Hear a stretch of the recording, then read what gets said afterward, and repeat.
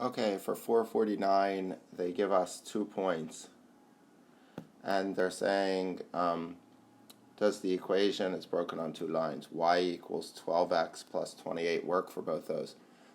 So we could just substitute in, right? So we have y, let me write it down since it's split, y equals 12x plus 28.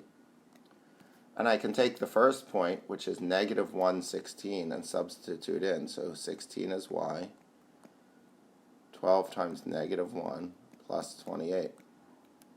So 16 equals negative 12 plus 28. 16 equals 16. So it works for that point.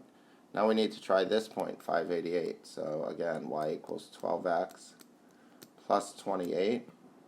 We put in 588. So 88 equals 12 times 5 plus 28. 88 equals 60 plus 28. 88 equals 88, right? So we would say yes, right? That equation does work for those points.